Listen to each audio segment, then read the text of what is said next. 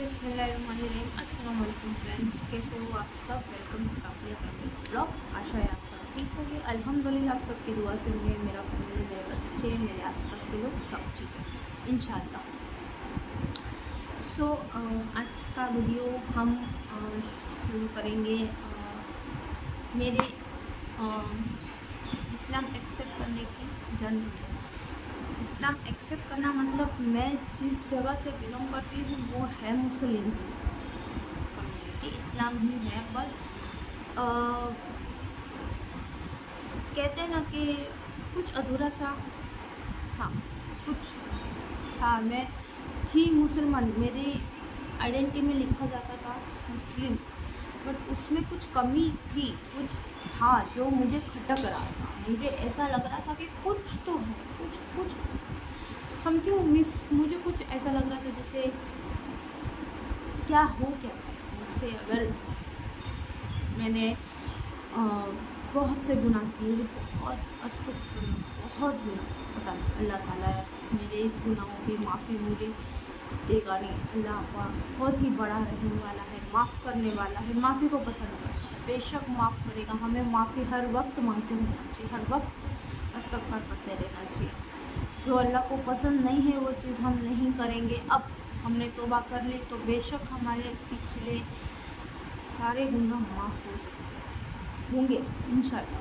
अल्लाह ज़रूर माफ़ करेगा, वो ही करने वाला है। जब आपकी लाइफ में कुछ ऐसा होता है ना, तो आपको इंसान के साथ साथ क्या चीज़ में कमी है वो पता चल जाती है। तो मुझे उस वक्त हिंट तो मिली थी, लेकिन कुछ जगह पे मैं कुछ कम रहती थी। पर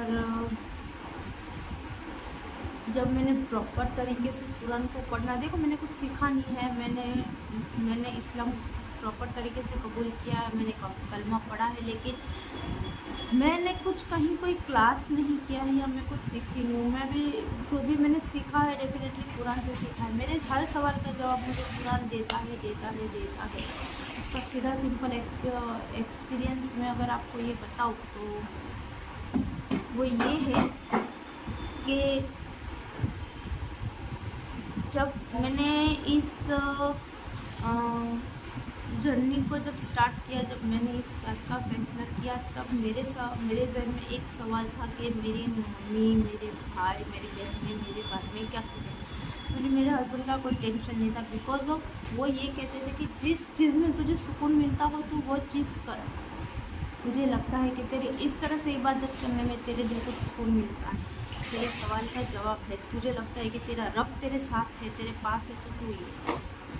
मुझे मेरे फैमिली का टेंशन, जो मेरी मोनो मदर है, जिसने मुझे पैदा किया, जो मेरी बहनें हैं, जो मेरा भाई, मुझे उसका टेंशन। मुझे काफ़ी लोगों ने समझाया भी कि भाई तू टेंशन क्यों ले रही इस बात का। आखिरत में जब सवाल जब होगे, जब तुझसे तेरी इबादत के बारे में पूछेंगे, तब तेरे सामने तेरी माँ भी खड़ी होगी, तेरी बहन भी खड़ी होगी, तेरे भाई भी खड़े होंगे, लेकिन ना तू उसे पहचानेंगी ना वो तुझे पहचानेंगे। सिर्फ तुझे तेरा रब दिखाएगा कि देख तूने ये किया, तब पता चलेगा अच्छा वो खड़ी है वो मेरी माँ है, अच्छा वो खड़ा वो मेरा भाई है। आखिरत में कोई तेरे साथ नहीं आने वाला। फिर भी एक होता है ना कि जब बंदा अकेला होता है ना, तब उसका जो सपोर्ट होता है ना, सबसे ज़्यादा उसको उसका ही डर होता है कि अगर मैंने ये कर लिया, अगर लोगों ने मुझे छोड़ दिया तो मैं क्या करूँ। क्योंकि मैं रहती थी अकेली ही रहती थी उस टाइम पे, तो मुझे कोई बात का टेंशन नहीं था, इस बात का कोई टेंशन नहीं था कि मैं अकेली रहूँगी तो मैं कहूँगी क्या, क्योंकि मैं अकेले ही रहती थी। आफ्टर डिवोर्स के बाद भी मैं अकेले ही रहती थी। ना मैं मेरी मम्मी के पास गई, ना मैं किसी के पास गई। मैं जहाँ रहती थी वहीं रहती थी, वहीं से मैं काम करती थी। ना मैंने जगह बदली, ना मैंने घर बदला। तो आपकी लाइफ में जब कोई चीज़ें होती है ना, तो उसका आप सवाल मत किया करो अल्लाह से। सोचो कुछ अच्छा होने वाला है, इसमें मेरे साथ ये होता है। अरे यार, आपके साथ अगर आपके हस्बैंड ने या आपके बॉयफ्रेंड ने आपके साथ ब्रेकअप किया तो आपको इतना दर्द होता है, तो सोचो जिस दिन अल्लाह ने आपसे ब्रेकअप कर लिया उस दिन आपका क्या होगा। वो तो चलो दूसरा मिल भी जाएगा, अल्लाह थोड़ी ना मिलेगा दूसरा, वो तो एक ही। पूरे फलक में, पूरे नास में भी और आयतुल कुर्सी में भी, कुल वलावत में भी कहा गया कि तेरा रब एक ही है, उसके अलावा कोई इबादत के लायक है ही नहीं। आयतुल कुर्सी में कहते हैं कि कौन है जो अल्लाह से सिफारिश करेगा तेरे लिए, कोई नहीं सिफारिश करेगा, कोई भी नहीं। तो इसका जीता जागता एग्जाम्पल मैंने अपनी फैमिली में देखा। जब मैं गई तब मैं अपने सर से दुपट्टा नहीं हटाती थी, मैं बांधती थी। तो उन लोगों के लिए ये बेटर था कि मैं सर खुला रखूँ, ओपन कपड़े पहनूँ, अपने बॉडी को थोड़ा बहुत दिखाऊँ, उसमें उनकी इज्जत रहती है, इस तरह से नहीं। तो मुझे कुछ पल के लिए हंसी भी आई और रोना भी आया, लेकिन डेफिनेटली वो आपसे बड़े हैं तो आप उनको कुछ कह नहीं सकते। बट बार बार ये पॉइंट करना कि जब आपकी लाइफ में कुछ होता है ना तो उसके लिए उनके पास एक ही वर्ड है और वे भी कहते हैं तो नमाज छोड़ दे, तो ये सब छोड़ दे, ये सब की वजह से तुझे तकलीफ़ें आती है। अरे ये सब की वजह से मुझे तकलीफ़ें आती है तो सोचो तो सही, मैं जहाँ कहाँ रही हूँ तकलीफ़ की मदद के लिए। इंसान को छोड़ के अल्लाह के पास जा रहे हैं ना, तो उनके पास ये कहाँ है फिर अल्लाह, हम ही तो आए, कि तुमको भेजा भी तो अल्लाह ने, अल्लाह नहीं देखा ना। हमारे नबियों के पास, हमारे इमाम के पास खुद अल्लाह नहीं आता, जिब्रील अलैहिस्सलाम आते थे, यानी ज़रिया आते।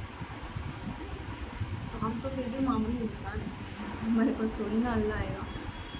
हमने तो कितने गुनाह किए, वो हमें जा नमाज पे खड़ा रखता है, वही बहुत बड़ी बात है, वही सबसे बड़ा एहसान है।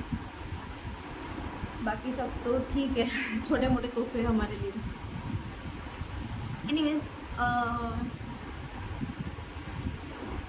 अल्लाह पे तवक्कुल करना बहुत ज़रूरी है। देन फिर मैंने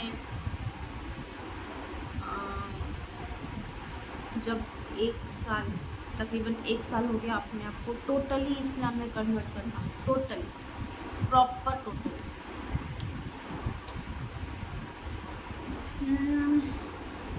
तब से मैंने नमाज और कुरान के अलावा और किसी चीज़ के बारे में नहीं सोचा। अगर मेरे फैमिली वाले ये भी कहते हैं कि तू अगर यहाँ पे आई तो तुझे नमाज़ छोड़नी होगी, तो मैं फिर एक्सेप्ट कर लेती हूँ वहाँ नहीं जाना, मेरी नमाज नहीं छूटी। जो चीज़ मेरे अल्लाह से इबादत करने में मुझे रोके, वो चीज़ से मैं बुरी मेरे लिए रोके। ये मेरी सोच है, अपनी सोच है, ठीक है। आज भी मेरे आसपास ऐसे काफ़ी लोग हैं, मेरे अपने ही हैं डेफिनेटली, जो काफ़ी चीज़ें करते हैं जो मैं जिस हद तक हो सके उतना उनको ना बोल सकती हूँ। बट वो लोग बोलते कि एक एग्जांपल तरीके से मैं बोलूँ, नील पेंट लगाते नहीं मना करती कि मत लगाओ। आप जब वज़ू तो नहीं करते हो, बट एटलीस्ट जब हाथ पाँव धोते हो, मुँह धोते हो, तो वो आपका कबूल नहीं होते, आपकी बंदगी वो कबूल नहीं होती। ना आप वज़ू में हो, ना पाक हो, ना दुआ बंदगी आपकी कबूल नहीं। तो एज यूजुअल उनके पास हैशटैग एक ही बात रहती है, આપણા માં આવું કશું નથી, આપણા માં આવું નથી, अपने में ये सब नहीं है। मैं क्या ही बोलूँ, और बड़े हैं तो कुछ बोल भी नहीं सकते, ठीक है। समझाना हमारी रिस्पॉन्सिबिलिटी है, हम समझा सकते हैं, बुजुर्ग है, हम ज़्यादा कुछ नहीं कर सकते। देखो उन्होंने सालों साल ये चीज़ें रखी, अगर आप उन्हें बताओ कि ये सब गलत है। मैंने बोलना कब छोड़ दिया पता है, जब मैं बोलती हूँ ना कि पता है आपको कुरान में ये कहा है, कुरान में ये कहा है, तो वो बात सुनते नहीं है, अपने में मस्त रहते हैं। तो हमें लगता है कि वो सिर्फ हम बोल रहे इसलिए वो बैठे हैं, फिर वो बात नहीं करते रहते। और रही बात मेरे जो डर था मेरा कि जो मेरी फैमिली वाले हैं वो क्या बोलेंगे, वो क्या सोचेंगे, पहले मैं सिर्फ कुरान की आयतें पढ़ती, तर्जुमे के साथ पढ़ती थी, समझती नहीं थी।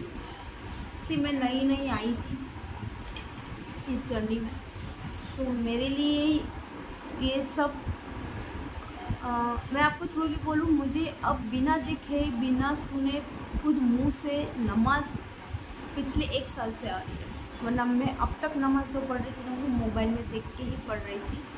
मैं झूठ नहीं बोलूँगी, मुझे मुँह ज़बानी नहीं आती थी, अब मुझे आती है। नमाज तो मुझे आ गई, बट वो आपको है ना, कई बार कई लोग होते हैं जो हज़ारों अपने ओपिनियंस रखते हैं। तो मुझे ताजुद की नमाज के टाइम पे क्या पढ़ना है, कौन सी रकात पढ़नी है, क्या पढ़ना रहता है, उसमें कौन सी नमाज रहती है, ईद की नमाज में कौन सी नमाज रहती है, क्या पढ़ना रहता है, क्या बोलना रहता है। अच्छा, अगर हम वित्र की नमाज़ पढ़े तो उसमें क्या बोलना रहता है, उसमें क्या पढ़ना रहता है। मुझे ये नहीं पता था कि सिर्फ नियत ही मेन है आपके लिए, कि भाई मैं वित्र की नमाज़ पढ़ रही हूँ, या मैं कज़ा नमाज़ पढ़ रही हूँ, या मैं ताजुद की नमाज़ पढ़ रही हूँ, या मैं अगर अस्तगफार की अगर मुझे नमाज़ पढ़नी है तो ना, अरे मुझे तौबा की नमाज़ पढ़नी है, लेकिन उसमें क्या बोलना रहता है, उसमें क्या करना रहता है। समझाने वालों ने समझाया कि उसमें कुछ नहीं है, जो तू नमाज़ पढ़ती है वैसे ही पढ़ती रहे, बस उसकी नीयत है, उसमें ये रकात पढ़ो वो रकात पढ़ो। मुझे तो कोई सूरह याद भी नहीं रहती थी, मैं क्या करूँ। फिर एक बहुत ही अच्छे मुफ्ती साहब हैं, MS कासमी मुफ्ती साहब, ऐसा समथिंग अस्तगफिरुल्लाह उनका ऐसा नाम है। मैं उनके वीडियो काफ़ी फॉलो करती हूँ। उनकी वीडियो जब मैंने देखा ना, तब मैंने सोचा कि ओ कुछ भी नहीं है, आप अल्हम्दु पढ़ो, कुल अल्लाहु अकबर पढ़ो, और बस जिस चीज़ का आप नमाज़ पढ़ते हो उस चीज़ की नियत करो। नियत ज़बान बोलना ज़रूरी नहीं है, मन में भी आप बोल सकते हो। चलो नमाज आ गई, बात रही वज़ू। वज़ू का मतलब मेरे लिए था कि ये हाथ से पानी लो, ये तो मुँह धो, नाक पर पानी डालो, कान में डालो, सर में का करो, वज़ू हो गया। लेकिन जब कोई वीडियो में ये बोलता था ना, मुकम्मल तरीके से प्रॉपर आपने अगर वज़ू किया तो ऐसा होता है, ऐसा होता है, आप रात को प्रॉपर वज़ू करके सोओ तो फरिश्ते आपके लिए इबादत करते हैं पूरी रात आपकी रात। ये प्रॉपर तरीके से वज़ू होता क्या है, मुझको ये समझ में नहीं आता एक्चुअली प्रॉपर तरीके से वज़ू है क्या। फिर समझ में आया जब वीडियो खंगाला तब जाके एंड ऑफ द डे वही मुफ्ती साहब आए, उनके वीडियो देखे, तब पता चला कि एक्चुअली में वज़ू क्या होता है। अब आई बात गुस्ल पे। मेरे हिसाब से गुस्ल उस टाइम पे भी मेरे लिए ये था कि सिर्फ नहा लो, वज़ू कर लो तो गुस्ल हो गया, लेकिन नियत करना ये मुझे समझ में नहीं आता। देखो, मैं जो करती थी गलतियाँ वो मैं आपको बता रही हूँ। हो सकता है काफ़ी लोग नए होंगे, आप लोग सीख के आए होंगे, जो लोग नहीं सीखे, जो मेरी तरह सिर्फ खुदा की गए हैं, उनके लिए है। फिर मुझे मेरे जानकार वालों ने जो सही तरीके से रहते हैं, उन लोगों ने मुझे बताया कि इस तरह से आप भी सही कर सकते हैं, चाहे किसी भी चीज़ का है। तो कोई हार्ड एंड फास्ट है नहीं इस्लाम, बहुत सिंपल, बहुत ही खूबसूरत और बहुत ही अच्छा है।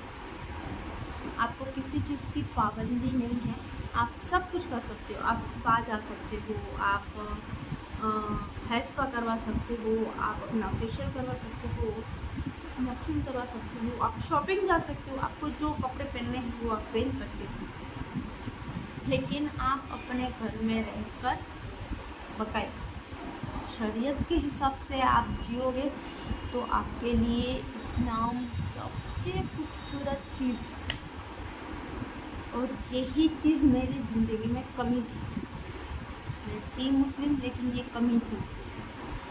तो बेशक मैं हर चीज़ करती हूँ, मैं खुद भी सब कुछ करवाती हूँ, मैं अपना हेयर वॉश भी करवाती हूँ आज भी, और बेशक मैं शॉपिंग भी करती हूँ, कपड़े भी लेती हूँ, और मैं अच्छा कपड़े, लेकिन मैं अपने घर के अंदर ही रहती हूँ। अगर मैं बाहर जाती हूँ तो मैं उस चीज़ को कवर करती हूँ जिससे मेरा शरीर ज़ाहिर हो, क्योंकि मैं वैसे कपड़े पहनती नहीं हूँ, बट फिर भी अगर होता है तो मैं कवर कर लेती। जैसे मेरा यूनिफॉर्म है, उसकी स्लीव थोड़ी छोटी है, मुझे यहाँ से कस्टमर के घर जाने के लिए मुझे वो चीज़ को कवर करना है, मैं ये बुर्का पहन लेती हूँ, सिंपल सी चीज़ है।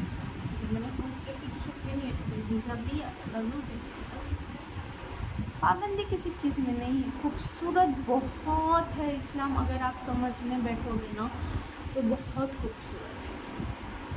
आपको कहीं कोई रोक टोक नहीं है, कुछ नहीं है।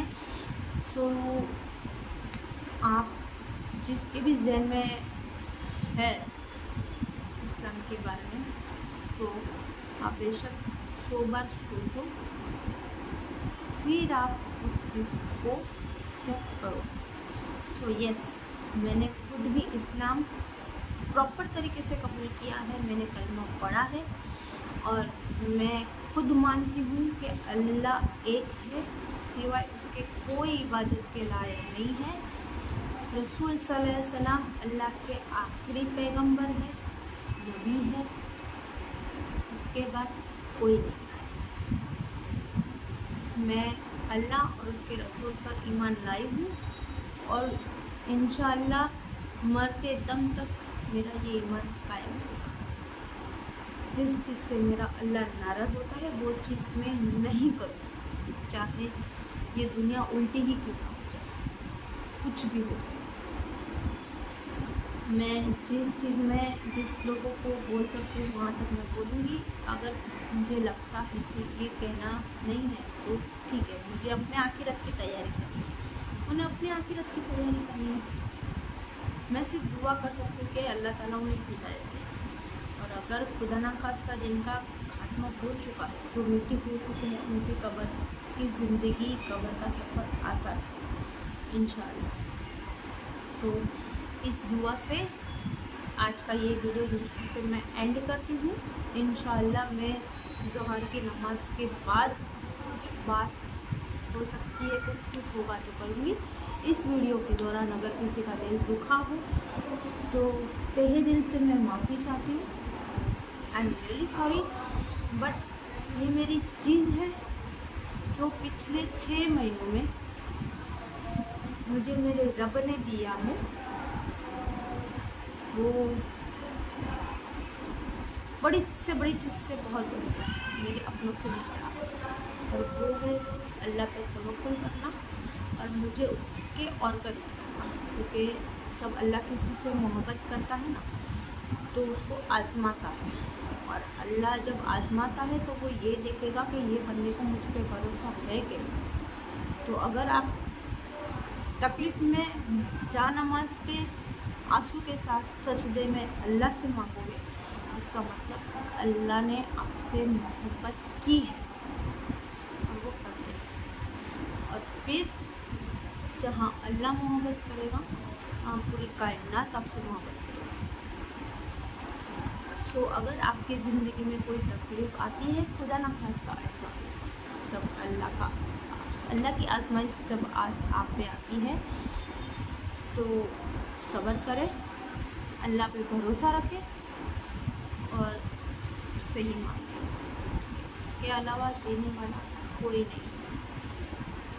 बेशक इंसान की मदद अब तक पहुंचती है, लेकिन उसी वक्त पहुंचेगी जब अल्लाह चाहे, है ना। इसका मैं एक शॉर्ट फोटो में आपको भेजूँगी कि जब 7 आसमान वाला आपकी हिफाजत करता है तो ज़मीन वाले की औकात नहीं है कि वो आपको नुकसान पहुंचा सके। सो बहुत अच्छी चीज़ है। अगर किसी का दिल दुखा हो तो आई एम सॉरी। और अल्लाह आप सबको हमेशा खुश रखे, आप सबकी जायज़ दुआएं कबूल करे, आपकी टूटी फूटी अच्छी इबादतें कबूल करे। अल्लाह आपको हमेशा नेक हिदायत दे, लोगों की मदद करने की हिम्मत दे, और बस वही नमाज़ पढ़ते रहिए, अल्लाह पे भरोसा रखिए और मुझे भी दुआ में याद रखिएगा। बेशक मैं भी अपने दुआ में आप सबको याद रखूँगी, क्योंकि मेरी ज़बान पे हमेशा उम्मती ही आती है। तो बेशक मेरी दुआ में आप सब शामिल होते हो, इंशाल्लाह आप सबकी दुआएं कबूल होगी। और मेरे इस चैनल को सब्सक्राइब कीजिएगा। अगर इस वीडियो से किसी का दिल दुखा हो तो मैं फिर से आप सबसे माफ़ी मांगती हूँ। अल्लाह हाफ़िज़, मिलते हैं अगली वीडियो में।